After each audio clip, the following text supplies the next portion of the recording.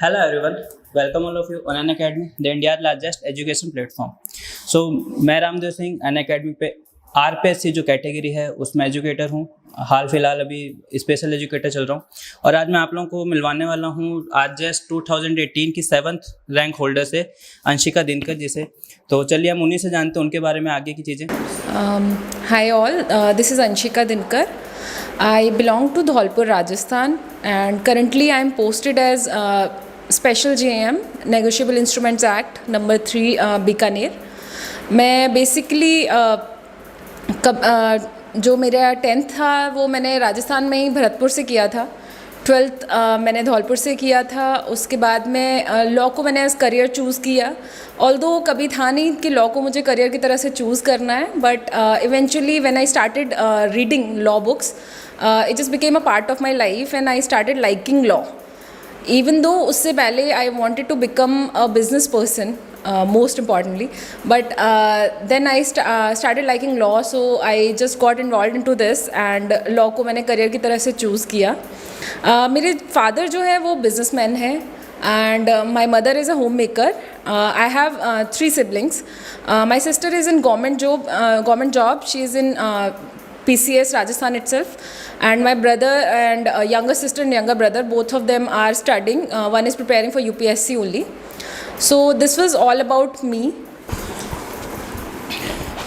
Okay so मैं ma'am से जानना चाहूँगा कि जैसा कि हम लोगों का एक मतलब कि मन में रहता है जो प्रिपरेशन करने स्टार्ट करना चाह रहे होते हैं बच्चे या फिर ऐसा कुछ, तो उनके मन में रहता है कि जो 10th में मेरिटोरियस है, 12th में है या फिर अपने कॉलेज टाइम में मेरिटोरियस है वही ये सब एग्ज़ाम क्रैक कर सकता है। तो मैम आप बताना चाहेंगे कि ऐसा है या मतलब क्या मतलब या बस एक मिथ है या फिर रियलिटी है ये? एक्चुअली ये एक मिथ है। मैं हमेशा से एवरेज स्टूडेंट रही, कभी मैंने इतना पढ़ाई भी इतना ज़्यादा फोकस्ड भी नहीं थी कि हाँ मुझे बड़े होके ये करना है वो। इट्स जस्ट कि आप जब मन बना लेते हैं किसी चीज़ का, फिर आपको वो चीज़ पसंद आने लगती है और आपको लगता है कि आप वो कर सकते हैं, तो it's very easy and there is no requirement to be be a topper throughout your academic background. सिर्फ अगर आप शुरू से चाहे कैसे भी रहे हो, बाद में अगर आप करियर ऑप्शन जो भी चूज़ करना चाहते हैं, अगर उसमें आप मेहनत करते हैं तो आप सक्सीड करते हैं। ओके सो मैम मेरा नेक्स्ट क्वेश्चन होगा कि आपने कब और क्यों इस फील्ड को चुनना चाहा? आपको मतलब कब ऐसा लगा कि ठीक है मेरे को जुडिशरी के साइड जाना चाहिए? और अगर आप क्यों बता सके तो वो ज़्यादा बेटर रहेगा। अगर बता सके तो कोई प्रॉब्लम नहीं उसमें, लेकिन कब ज़रूरी है हमारे लिए जानना? एक्चुअली शुरू से ये था कि मुझे बिज़नेस की तरफ मैं काफ़ी इंटरेस्टेड थी कि मुझे बिज़नेस वाली चीज़ें, फैमिली बैकग्राउंड की वजह से? नॉट रियली इस वजह से नहीं, क्योंकि मुझे हमेशा से ये था कि प्राइवेट जॉब्स थोड़े अट्रैक्ट करते थे। तो मैंने उसकी वजह से फिर MBA भी किया हुआ है एंड लेकिन उसके बाद में जब when I started working in a bank then I realize कि नहीं ये मुझे नहीं करना है। And at the same time मैंने फिर अप्लाई किया था, कुछ टाइम बाद में मैंने जो इसके लिए अप्लाई किया था लॉ के लिए। तो that was just for having a degree. Okay तो मैम आपने पहले MBA से पहले क्या किया? MBA से पहले मैंने BBA किया था, ग्रेजुएशन। ओके मैम ने पहले BBA किया, देन MBA किया, उसके बाद लॉ के लिए अप्लाई किया, देन मैम की LLB कंप्लीट हुई, उसके बाद इनका इंटरेस्ट जगा। जी नहीं, एक्चुअली लॉ करते करते ही मतलब मुझे लगा कि क्योंकि हमेशा से ऐसा रहा था कि जैसे राइट्स जो हैं वो हमें अपने राइट्स की थोड़ा सा मतलब अवेयर होने वाली वो हमेशा से माइंड सेट रहा था, क्योंकि हमारे यहाँ पे इतनी अपॉर्चुनिटीज़ नहीं थी। अवेयरनेस कह सकते हैं, अवेयरनेस भी कम है उस चीज़ को लेके। नहीं मतलब जैसे इट्स लाइक कि अगर आप जैसे कुछ चीज़ें आप करना चाहते हैं थ्रू आउट, बचपन में छोटी छोटी चीज़ों के लिए मैं झगड़ पड़ती थी तो ये होता था कि हाँ नहीं ये करना है, कुछ चीज़ें ऐसा लगता था ये राइट है ये रॉन्ग है, तो वो वाली चीज़ हमेशा से रहती थी। And we were taught since our childhood कि हाँ अगर कोई चीज़ आपको अपनी चॉइस करनी है तो आप इजीली करें, तो our parents were like that only. तो उस तरीके से फिर लॉ में इंटरेस्ट हुआ, फिर लॉ जो है उसको एज करियर चूज़ किया। ओके एंड मैम जैसे कि एक बात और होता है बच्चों के बीच में ये चीज़ रहती है कि कोचिंग करें या ना करें, तो उस चीज़ को लेकर आपका क्या कहना है? देखिए मैं ये तो कंपलसरीली नहीं कहूँगी कि कोचिंग करनी ही चाहिए। इट्स जस्ट कि मैंने कोचिंग की थी, लॉ को पढ़ते पढ़ते लॉ में इंटरेस्ट तो आने लगा था, लेकिन वो एक जो गाइडेंस चाहिए थी वो मुझे कोचिंग ज्वाइन करने के बाद ही मिली। जो कि मैंने जब कोचिंग स्टार्ट की तो वो जो एक डायरेक्शन जो मुझे चाहिए थी कि इस डायरेक्शन में तैयारी करनी है, प्रीलिम्स के लिए कैसे, मेंस के लिए कैसे, और फिर उसके बाद इंटरव्यू के लिए, तो वो तीनों चीज़ें। एंड नॉट ओनली दैट कि एक साल की जो मैंने कोचिंग ली थी, उस कोचिंग में पर्सनैलिटी डेवलपमेंट भी बहुत अच्छे से हुआ, क्योंकि लोगों से इंटरेक्शन होना, तो वो चीज़ें फेवर में रही। अदरवाइज़ ये ज़रूरी बिल्कुल नहीं है कि आप कोचिंग करें। अगर आपको लगता है कि आप तैयारी कर रहे हैं और सेल्फ स्टडी से आप कर सकते हैं, तो ये भी बहुत ईजिली पॉसिबल है। एट टाइम गाइडेंस चाहिए होगी कोई, हाँ। कोई एक गाइड मिल जाए हमको। हाँ जी, मतलब सीनियर हो जाए या कोई भी हो जाए, तो गाइड जी, मिल जाए जी, तो कोई भी क्रैक कर जी, सकता है। जी, जी। ओके मैम, एक चीज़ और, जैसे कि मेरे को नहीं लगता आप लोगों के टाइम ऑनलाइन वाला इतना सिस्टम था, 2018 वगैरह में सब मतलब नए नए प्लेटफॉर्म थे ही, तो आपने अगर प्रेफर किया, अगर किया तो मतलब कौन से डिवाइस, पहले तो हाँ या ना किया कि नहीं किया, बिल्कुल भी किया होता जैसे? बहुत ही कम, मतलब उतना ज़्यादा ज़रूरत नहीं थी, ज़रूरत बहुत नहीं पड़ी होगी। बहुत रेयरली एक दो वीडियोस जो ऑनलाइन और दिखते अगर थे तो किया तो कौन से डिवाइस, जैसे डिवाइस में हम लैपटॉप या फिर टैबलेट या mobile? Mostly mobile only. Mobile, okay, so mobile means हाँ। एक चीज़ और पूछना चाहूँगा मैं, जैसे कि हम लोगों का होता है कि आजकल व्हाट्सएप, फेसबुक, अब तो टेलीग्राम भी काफ़ी कुछ देने लग गया, जी। मतलब काफ़ी कुछ ऐसा, तो आपने जैसे through out your journey, preparation journey, आपने इनका यूज किया या फिर महीने भर पहले छोड़ा या ऐसा कुछ इनका यूज करना? जब मैं तैयारी कर रही थी, स्पेशली जो प्रीलिम्स से मेंस के बीच का टाइम था, Okay. तो उस टाइम पे मैंने कोशिश की थी कि डिस्ट्रैक्शंस थोड़े कम रहें, बट कम्प्लीटली मैंने कट ऑफ कभी नहीं किया था। बीच में कई बार ऐसा होता था कि लगता था कि हाँ डिलीट कर देना चाहिए, हाँ, एक तो मतलब आई फेज यूज्ड आता है मन के, मन हाँ, में खुद ही फेज आता है ऐसे वो टाइम फेज में। आता था, लेकिन उसके बाद में ये लगता था कि अगर सारी चीज़ों से कट जाऊंगी तो शायद वो चीज़ जो इम्प्रूवमेंट मैं अपने अंदर ला सकती वो उतना नहीं हो पाएगा, तो इसलिए आई फॉलोड दैट। मतलब एक तरह से हम ये भी कह सकते हैं कि स्ट्रेस बस्टर, थोड़ा हाँ। अगर बात कर सकें किसी से हाँ पूरे जी, दिन हाँ में, जी, 2 दिन बिल्कुल, में, हाँ। तो स्ट्रेस बस्टर एज यूज कर वो सकते हैं। मतलब कोई कांस्टेंट लोग तो जैसे जो अपनी लाइफ में हाँ, रहते हैं वो तो रहते ही हैं, बट अदर देन दैट कि जैसे सोशल मीडिया पे कई बार कुछ स्ट्रेस बस्टिंग चीज़ें हो जाती हैं। अननेसेसरी टाइम नहीं लगाना है, बट हाँ फिक्स टाइम, मतलब उनको 1 घंटा या आधा घंटा दिन में यूज किया जा सकता है। मैं थोड़ा मतलब अपने हिसाब से कि हाँ अभी लग रहा है थोड़ी देर, तो 5 मिनट के लिए चलाया है ऐसे वाला। Okay, so ma'am next question है हमारा, ठीक है, डिवाइस वाला हो गया। हाँ, मेन जो क्रूशियल क्वेश्चन है कि आपके जो स्ट्रैटेजी रही स्टडी प्रिपरेशन के टाइम और नोट्स मेकिंग का आपका जो भी फंडा रहा, तो वो थोड़ा बताएंगे आप हमको? मैंने जब कोचिंग स्टार्ट की थी उससे पहले बहुत ज़्यादा तैयारी नहीं थी, बट थोड़ा फाउंडेशन बना हुआ था। But as soon as coaching join किया तो कोचिंग के जितने भी नोट्स थे मैंने उससे पढ़ाई करना स्टार्ट किया। तो हमारे जो कोचिंग में सर थे, मैंने राहुल IAS से की थी, तो जो सर थे वो हमेशा यही बताते थे कि आप शुरुआत से मेंस की तैयारी करते चलो।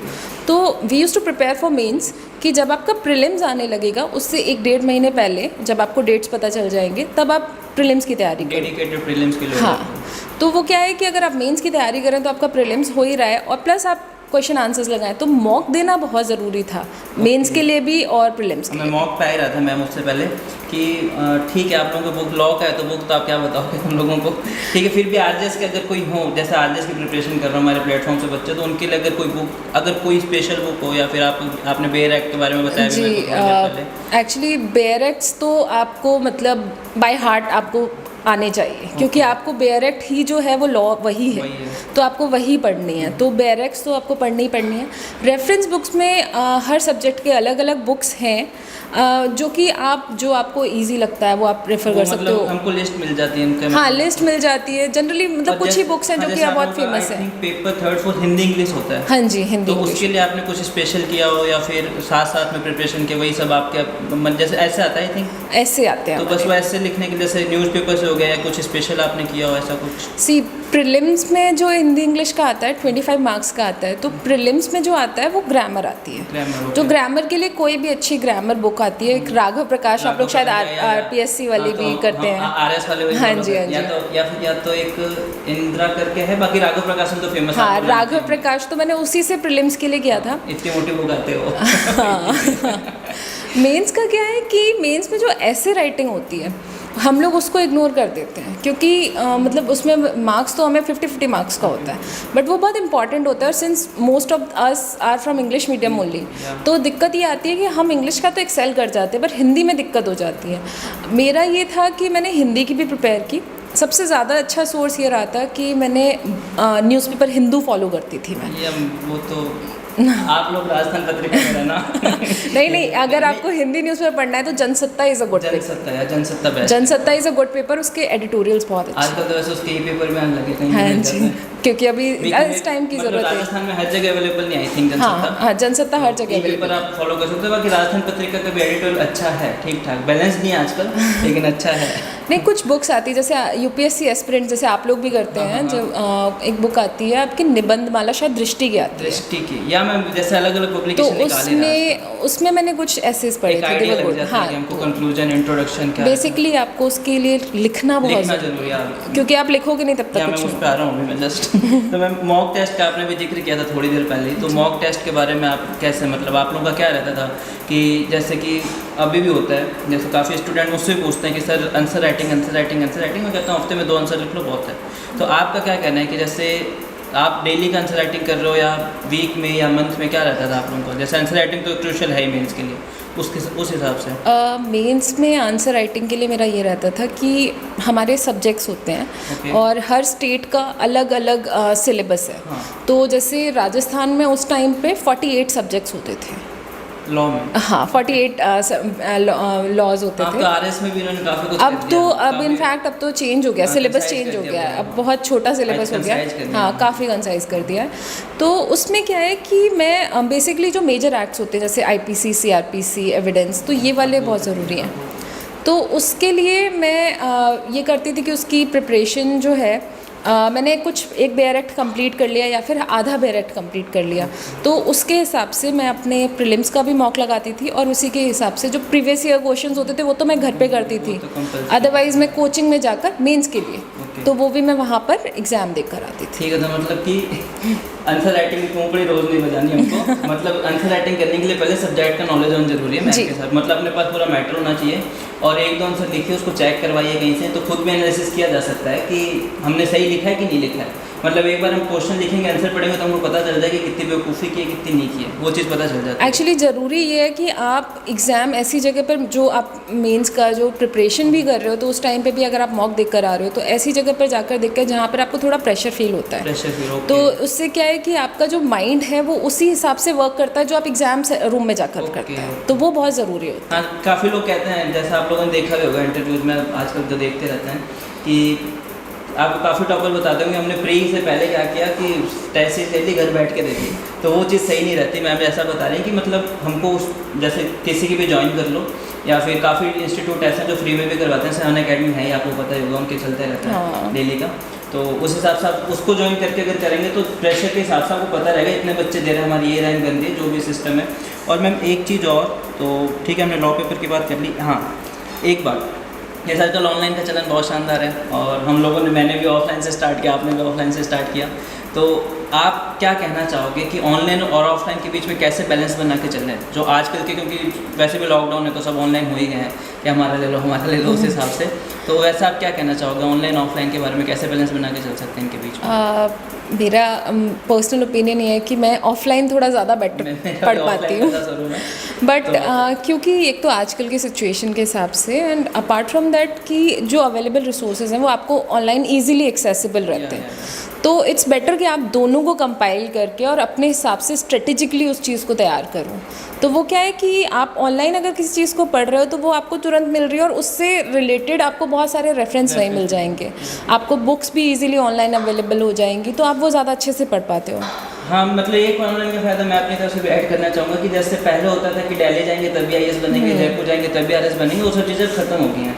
दिल्ली वाले सर यहाँ बैठ के पढ़ा रहे हैं, वहाँ वाले सर यहाँ बैठ के पढ़ा रहे हैं, तो वो सब चीज़ें एकदम खत्म हो चुकी है। तो ऑनलाइन का ये फ़ायदा है, लेकिन ये मैं भी कहना चाहूँगा ऑफलाइन के लिए कि अपने नोट्स प्रिपेयर करो, सामने वाले से पढ़ के जो भी कंपाइल करके, क्योंकि फाइनल टाइम में वही काम आएंगे। हम 4-4 घंटे के वीडियो बैठ के नहीं देख सकते रिवीजन के लिए। वो एक चीज़ ये भी है, प्लस आप नोट्स बनाते तो do not go very detailed in those notes, कि उसको ऐसा रहना चाहिए कि आप जब लास्ट तक प्रिपेयर करते करते आते हैं तो आपके पास में वो नटशेल में आप उसको चेक कर सकें और आप तुरंत से वो आपको स्ट्राइक कर जाए वो चीज़। जैसे कि करते भी हैं न्यूज़पेपर को कोई कटिंग रख ले रहा है, पूरा आर्टिकल उठाया, तो वो फाइनल टाइम में काम नहीं आएगी वो सब चीज़ें। वो मैंने भी किया था, कभी हो नहीं पाता। नहीं होता, वो नहीं होता। मैं 13 के यूक्रेन वाला, क्रीमिया वाला काट के अभी तक रखा, आज तक नहीं पढ़ा हुआ। मैंने हिंदू के बहुत सारे एडिटोरियल्स थे, वो कट करके कॉपी बनाई थी and I never read it. पढ़ा भी नहीं जाता। हाँ, वो बिल्कुल नहीं हो पाता। ठीक है, तो ओके, सो एक चीज़ फाइनल कि एस्पिरेंट्स हैं जो अभी वाले, तो उनके लिए मैं बाद में आऊँगा। सबसे पहले कि जो वेटरन्स हैं, मतलब 3-4 अटैम्प्ट दे चुके हैं, ठीक है, लक वाली बात भी होती है, थोड़ी बहुत नहीं हो रहा, तो उनके लिए मैं जैसे पेशेंस रखना है, बहुत बड़ी चीज़ क्या होती है पेशेंस रखना, तो उनके लिए मैं आप क्या कहना चाहूँगी। सबसे पहले तो जो सीनियर्स हैं, आप तो मान लो सीनियर होएंगे, लेकिन फिर भी जो आपसे पहले की प्रिपरेशन कर रहे हो उस हिसाब से मेहनत तो सभी करते हैं, बहुत ज़्यादा मेहनत करते हैं, बट कुछ चीज़ें हैं, जैसे मेरे साथ में भी कुछ लोग हैं जिनको देखकर मतलब उनको किसी का 6th अटैम्प्ट में, किसी का 4th अटैम्प्ट में निकला है, तो उन लोगों का जो पेशेंस होता है वो बहुत ही अलग होता है। प्लस आप अगर ये सोचिए कि आप अगर तैयारी कर रहे हैं और उसके बाद आपको 1-2 बार में नहीं मिल रही है कोई चीज़, और फिर आपको अचानक से उस चीज़ को आप अचीव करते हैं, तो वो सक्सेस का लेवल बहुत ही अलग होता है। तो वो एक पॉजिटिविटी आपको अपने अंदर रखनी है। दूसरी चीज़ कि ये जो तैयारी है वो आपको सिर्फ अभी के लिए नहीं, आपकी लाइफ के लिए सिखाती है। तो अगर आपका अभी नहीं हो रहा है और आप लगातार लगे हुए हैं और आप पे इतना पेशेंस है कि आप उस टाइम तक का वेट कर रहे हैं और फिर इवेंचुअली जब आप सक्सीड करते हैं, तो वो चीज़ आपको आगे के लिए भी पेशेंस देती है, क्योंकि आप जॉब करेंगे, जब आप गवर्नमेंट ऑफिशियल हैं तो आपको पेशेंस की सबसे ज़्यादा ज़रूरत है। पेशेंट होना, एक क्वालिटी आपकी बढ़ जाती है। ये था 4 साल वाले लोगों के लिए तो है, ठीक है। अब जो मैम मतलब नए जो स्टार्ट करना चाह रहे हैं प्रिपरेशन, जो करंट एस्पिरेंट हैं, जिनके मन में चल रहा है कि बातें नहीं करना चाहूँगा मैं, जो भी चल रहा है, तो उनके लिए कोई टिप्स आप देना चाहें, जो अभी या तो फ्रेशर हैं जिन्होंने स्टार्ट की है? एज सच कोई स्पेसिफिक टिप्स तो नहीं मैं सजेस्ट कर पाऊँगी। हाँ, क्योंकि मैम को यहाँ रोकूंगा। मैं भी एक बात कहना चाहूँगा कि सबकी स्ट्रैटेजी अलग होती है। मेरी स्ट्रैटेजी आपके काम नहीं आएगी, मैम की नहीं आएगी, बस सबका आप ये कर सकते हो कि हाँ ठीक है, दिन में 8 घंटे पढ़ना है, तो हो सकता है मैं एक दिन में 1 सब्जेक्ट पढ़ूँ, आप इतने पढ़ें, मैम एक दिन में 3 सब्जेक्ट पढ़ें।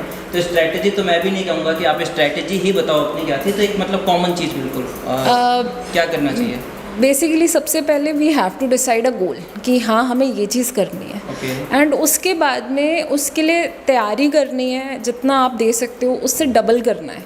और एंड ट्रस्ट मी, जब आप फर्स्ट टाइम एग्ज़ाम देते हो आपको लगता है कि आपने अपना 100% दिया है, but when you give the next exam then you realize कि वो 100% नहीं था, दैट वाज जस्ट 20%। तो इस चीज़ को हमेशा दिमाग में रखना है कि आप बहुत ज़्यादा कर सकते हो, आपका कैलिबर बहुत ज़्यादा है, एंड मोस्ट इम्पॉर्टेंटली कि इवेंचुअली हम अपने अंदर थोड़ी होप जो है वो लूज़ करने लग जाते हैं। तो ये हर 7 दिन पे होता है। हाँ, तो उस चीज़ को अपने अंदर बनाए रखना बहुत ज़रूरी है। एंड ऐसा नहीं है कि हम लोग जो है कि लगातार लगे हुए, कई बार ब्रेक्स लेना बहुत ज़रूरी है। एक बात और, जैसा कि ये भी कहा जाता है कि आप तैयारी करने लगे तो किताबी कीड़ा बन जाओ, 12-12 घंटे पढ़ना है, किसी से मिलना नहीं है।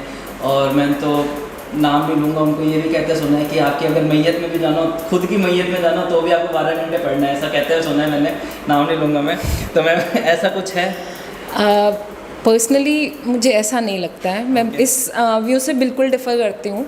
मैंने कभी इतना पढ़ाई नहीं की है, इतनी पढ़ाई कभी नहीं की है। मतलब पढ़ाई की है, स्ट्रेटेजिकली की है कि आपको स्मार्टली स्टडी करनी है। आपको मतलब ऐसे नहीं कि आप लगातार लगे हुए हैं, बजाय उसके आप स्मार्टली किसी चीज़ को करें, आप प्लान करें, पोर्शंस डिवाइड करें। अगर आपको 15 दिन की पढ़ाई करनी है तो आप 15 दिन पढ़ाई कीजिए, फिर एक दिन अपना ब्रेक लीजिए। अगर कभी आपका बिल्कुल, जैसे कई बार आप स्टक हो जाते हैं, तो take your time. It's not very wrong to take a break, it's very necessary to take a break. चीज़ों को एंजॉय कीजिए, क्योंकि ऐसा नहीं है कि आप एक जगह पर रुक के कर सकते हैं। हर चीज़ जो है वो इवेंचुअली आपको वहाँ लेकर जाएगी। तो जितनी भी चीज़ें आप आसपास परसीव करते हैं वो चीज़ें भी हेल्प करेंगी आपको ग्रो करने में। तो हर चीज़ बहुत ज़रूरी है।